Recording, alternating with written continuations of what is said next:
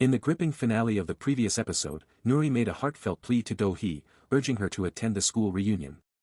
However, Dohee was hesitant to accept, troubled by the knowledge that her nemesis, Yuna, would also be in attendance.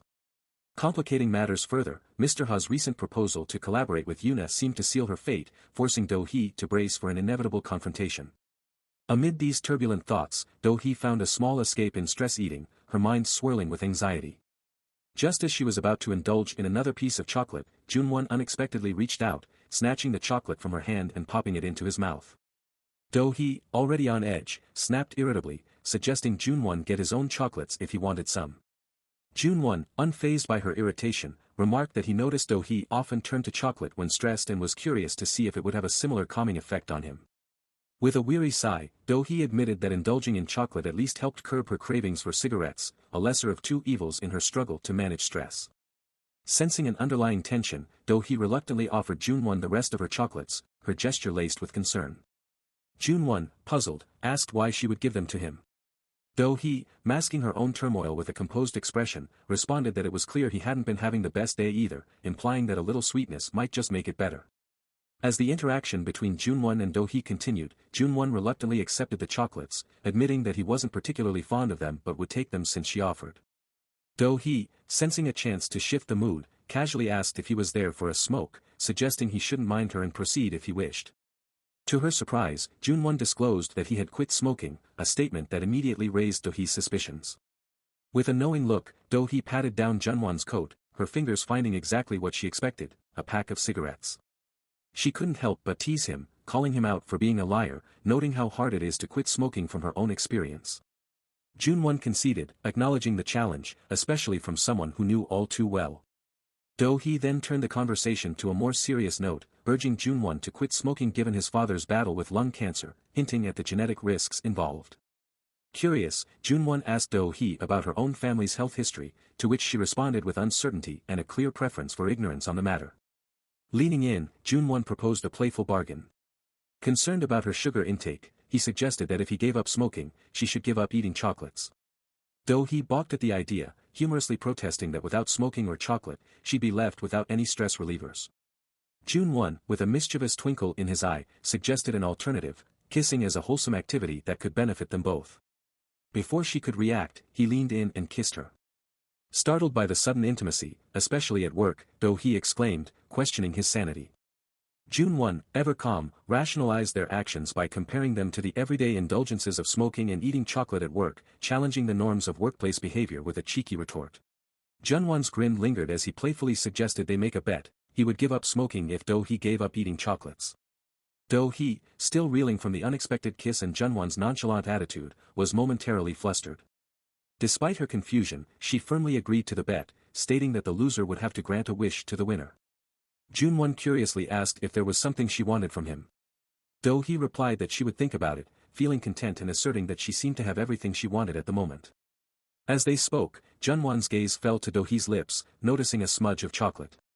He pointed it out, but as Dohee stepped back, wary of his intentions, Jun Won, unable to resist, leaned in and kissed her again.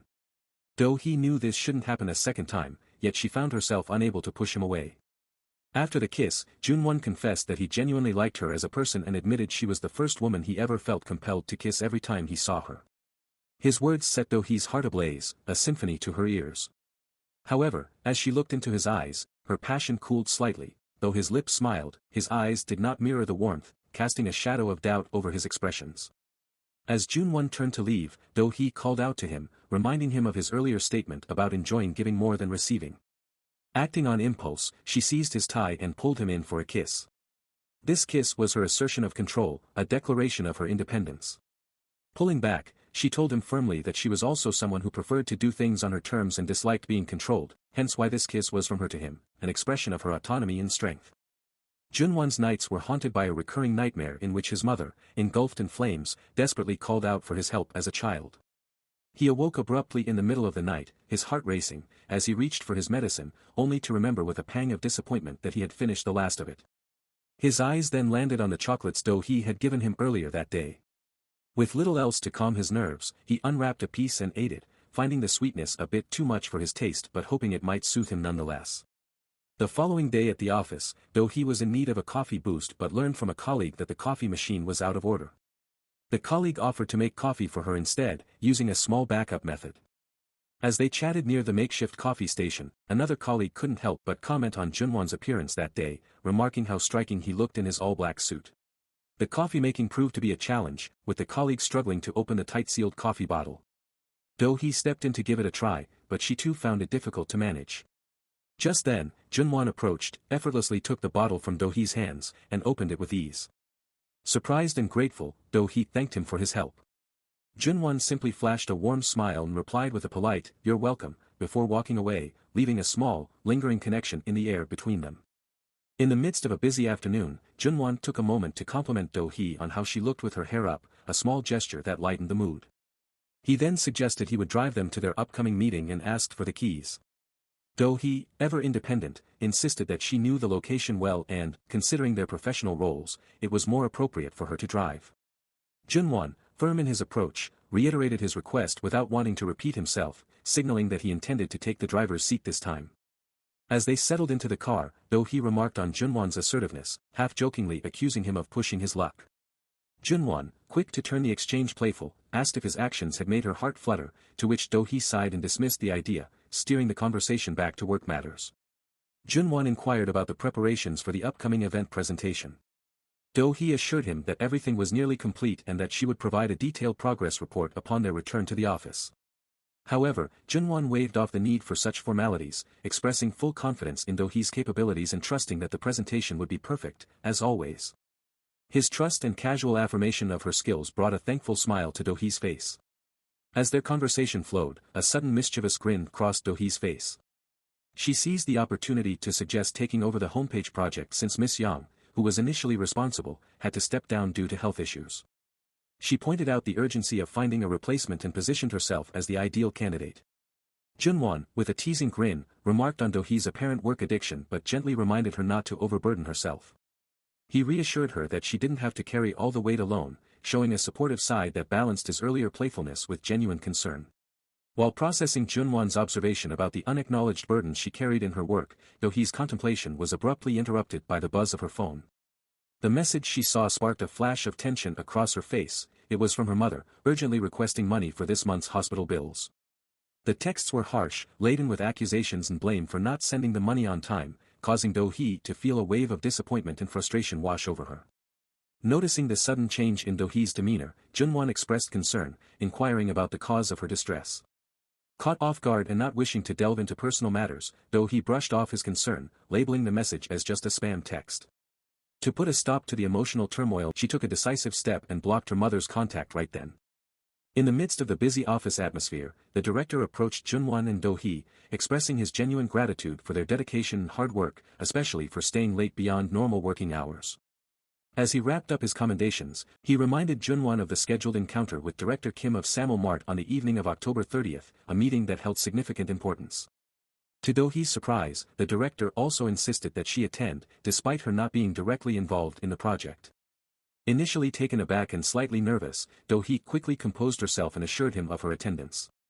Once the director had departed, a puzzled Jun Won turned to Dohee, questioning the rationale behind her inclusion in the meeting, especially since she was not managing the project. She responded with a hint of melancholy, indicating that she wasn't privy to the decision-making processes and was merely following orders. Without offering further explanation, Dohee excused herself and swiftly left the room, leaving Jun Won alone with his thoughts, puzzled and concerned about the underlying issues that Dohee might be facing, which were not immediately visible on the surface. At the high-stakes meeting with Samul Mart, recognized as Korea's largest supermarket distributor, the stakes were high for Dohee and her team. Their ability to secure a favorable partnership could pivotally influence their company's market share. During the meeting, Director Kim of Samul Mart turned the conversation towards personal territory, inquiring about Dohee's relationship status. Upon hearing her single status, Kim, bolstered perhaps by traditional views and alcohol, dismissed her response as a lie, suggesting that someone as attractive as Dohee must have multiple suitors. Dohee, who had braced herself for such outdated remarks, responded with sharp wit, playing along by claiming she would need at least 11 boyfriends, not just 10. This retort drew laughter from Kim, who expressed his fondness for Dohee's ability to handle such comments with humor, a contrast, he noted, to younger generations who might view similar comments as inappropriate. As the conversation continued, Kim made another unwelcome comment about Do-hee's attire, suggesting she should wear skirts instead of pants to look more appealing. This was a clear overstep, but before the situation could escalate, Jun Won tactfully intervened. He offered Kim a drink, skillfully shifting the focus of their discussion. After the business party concluded, the director warmly complimented both Do-hee and Jun Won on their excellent conduct and contributions during the event before taking his leave.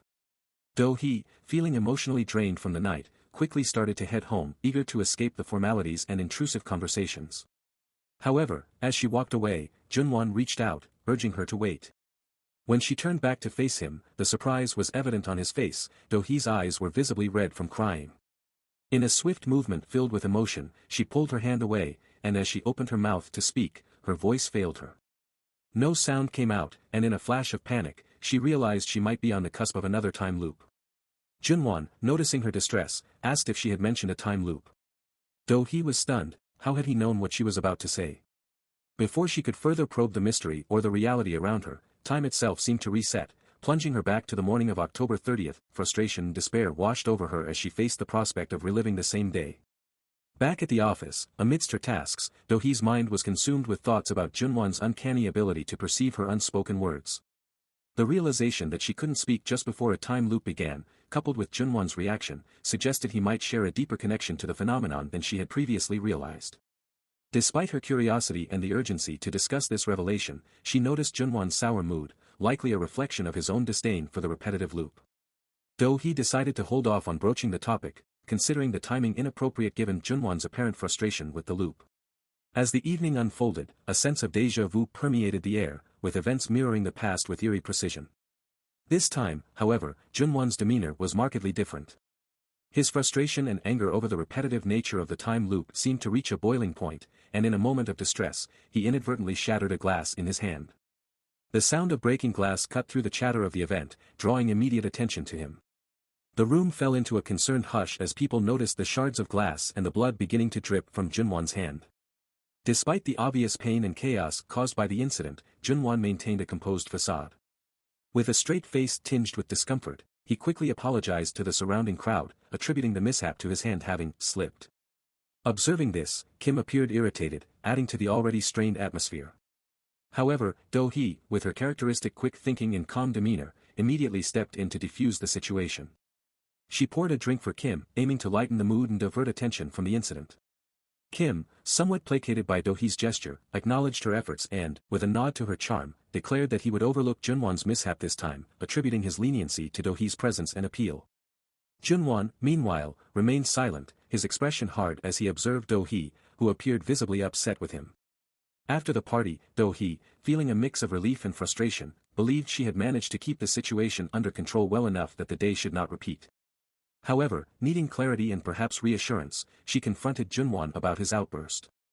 She reminded him of his insistence on repeating actions to prevent the stress of the time loop, questioning why he deviated so dramatically this time. Jun Won's response was pointed. He challenged Do-hee on her perception of her actions, suggesting that her dedication to maintaining the status quo, especially in potentially volatile situations, might not always be the best path. This led Do-hee to reflect on her own reactions and choices.